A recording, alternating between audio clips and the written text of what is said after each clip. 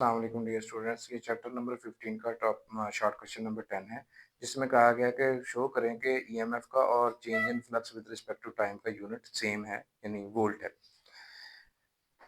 हमने Faraday's law में पढ़ा है कि ये आपको जो इंड्यूस्ड ईएमएफ पैदा होती है that is minus n into delta phi by delta t. N तो ये नंबर ऑफ टर्न्स होती हैं, इनका कोई यूनिट नहीं होता। सो ये ईएमएफ का और delta phi by delta T का यूनिट सेम होना चाहिए। आज हम ये प्रूफ करते हैं। देखिए, आपको पता है कि ईएमएफ का यूनिट क्या है? वोल्ट होता है, क्योंकि ईएमएफ भी ऐसे एक्ट करता है जैसे आपके पास पोटेंशियल डिफरेंस होता है। और जो वोल्ट होता है वो जूल पर कूलम के इक्वल होता है। अब यहाँ से चलते हैं delta phi by delta T की तरफ। अब ये जो delta five change in flux है, फ्लक्स होता है बी डॉट ए के बराबर। अच्छा, अब आपके पास जो मैग्नेटिक फील्ड है उसका यूनिट टेस्ला होता है। अच्छा, एरिया का यूनिट मीटर स्क्वायर और टाइम का यूनिट यहाँ पे सेकंड। अब टेस्ला किसके बराबर होता है? अगर आपको डायरेक्ट याद है तो डायरेक्ट भी लिख सकते हैं, Newton per ampere per metre. ये इसके बराबर होता है। नहीं याद तो आपके पास ये फार्मूला है, F is equal to I L cross B. अच्छा, आई एल क्रॉस बी को खोलते हैं तो आपके पास एल क्रॉस बी की जगह पे आ जाता है एल बी साइन थीटा।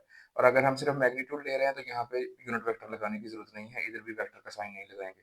यहाँ से अगर हम बी की वैल्यू फाइंड करना चाहते हैं तो ये आई एल उधर आके डिवाइड हो जाएगा। साइन थीटा मैंने इसलिए नहीं लिखा कि साइन थीटा जो है वो रेशो होती है, इसका तो कोई यूनिट होता नहीं है। सो बी का unit depends upon the units of F I and L. Force का यूनिट न्यूटन, करंट का यूनिट एम्पेयर एंड लेंथ का यूनिट ये मीटर। तो आपके पास जो है टेस्ला जो है वो Newton per ampere per metre के इक्वल होता है। तो हमने Newton per ampere per metre लिख दिया। अच्छा, अब ये मीटर स्क्वायर यहाँ पे लिखा गया है, ये ओवर सेकंड, ये सेकंड लिखा गया, ये मीटर और इधर मीटर का स्क्वायर है। सो ये मीटर ये स्क्वायर से कट जाएगा। आपके पास जो न्यूटन मीटर है वो जूल के इक्वल होता है।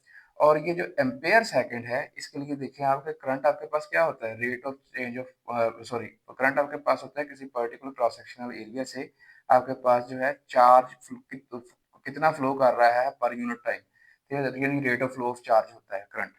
तो चार्ज का यूनिट कूलम, टाइम का यूनिट सेकंड, तो ये जो करंट का unit ampere, ampere actually coulomb per second के इक्वल होता है। और अगर हम सेकंड को यहाँ से उठा के इधर मल्टीप्लाई कर दें, यानी एम्पेयर इनटू सेकंड, तो ये आपके पास कूलम के इक्वल आता है। सो एम्पेयर इनटू सेकंड ये कूलम के इक्वल आ गया, और न्यूटन इनटू मीटर ये जूल के इक्वल आ गया।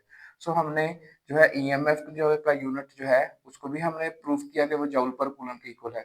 So delta phi by delta T का भी हमने यूनिट जो प्रूफ किया कि ये जूल पर कूलम के इक्वल है। सो EMF and the rate of change of flux with respect to time have the same unit, that is joule per coulomb, and that is equal to volt। बहुत शुक्रिया, फिर मिलते हैं नेक्स्ट टॉपिक के साथ।